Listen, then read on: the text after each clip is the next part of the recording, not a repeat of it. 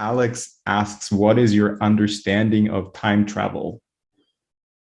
Yeah, that's so interesting. I could feel this question coming in before I even said it, which is an experience of it right there. It's so funny because I was just starting, I saw before you even read the question or said the name. Perfect example of it. I know I can't prove this, but it's so funny. I It's funny to totally believe me. it. So I'm laughing like, oh, that's good. Yeah, so that was wow. Yeah, so I gave a talk for the International Mandela Effect Conference about the voyage of the Mandela Effect. And I've got a video on that where I talk about three people's experiences talking to their future selves. I'm one of them. And so what I was thinking of when I'm laughing is my experience.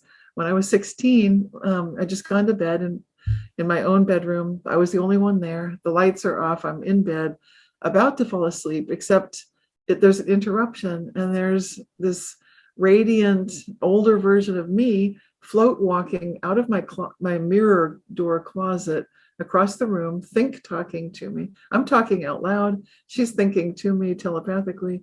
She's very reassuring, very loving, very sweet. She goes to my desk, removes something from the lower drawer. I can barely believe this is happening. It's like, is this a dream? And then she leaves. Except then my door opens to my bedroom and my dad's there, my father, asking, "Are you okay?" I said, "Yes." And like, why is he here? I heard voices, like he heard my voice. I'm like, oh, right. I don't, everything's fine. And I'm like, what the heck? Anyway, the next morning I wake up. I'm still thinking I must have been partly asleep. I wake up and I check in that bottom drawer, underneath the drawer where I was the only one who knew. I'd hidden some notes from my boyfriend. They're gone. They're gone from the desk. And I still can't believe what I just saw, because that's got to be a dream or something. So I run into my sister's bedroom. She's not awake yet. And I accuse her of having stolen these notes. And she's like, I did not steal the notes. So I believe her. But then all I'm left with is, so that means I time traveled. A future version of me came into my room and removed something from my desk that only I knew about. I'm the only one that knew where they were.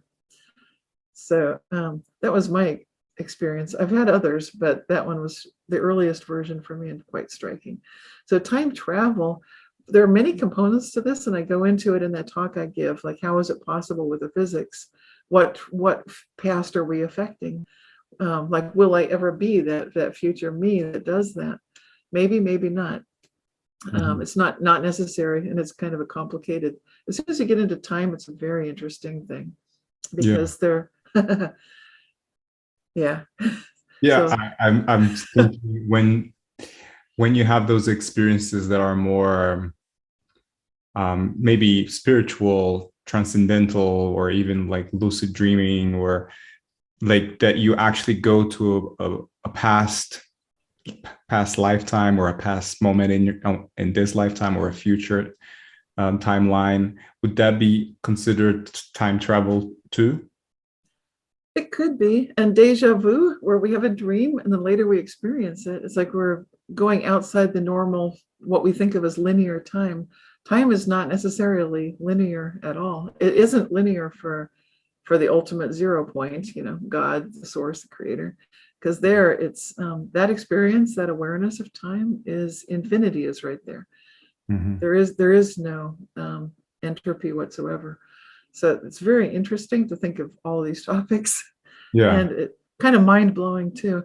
So yeah, those could be examples of time travel. I think when we think of time travel, and also what happened to me, where I'm getting unexpectedly a vision of my future self moving. I just saw it, and right before you asked that question, I'm like, why am I seeing this? And then Yeah. there's the What's question. incredible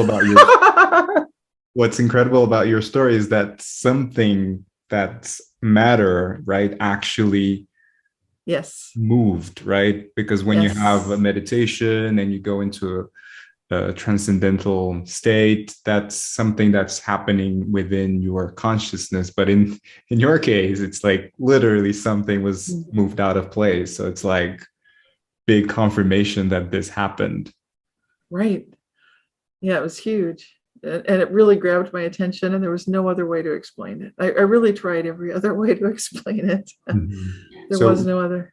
would you suggest anybody who's interested in some kind of time traveling, would you suggest hypnotherapy or past life regression or meditation, anything like that? Yeah, it depends on motive. Obviously, I would prefer to work with people who are taking whatever they're choosing to do and making sure that it's really for the best for all concerned, keeping it in that spiritual path.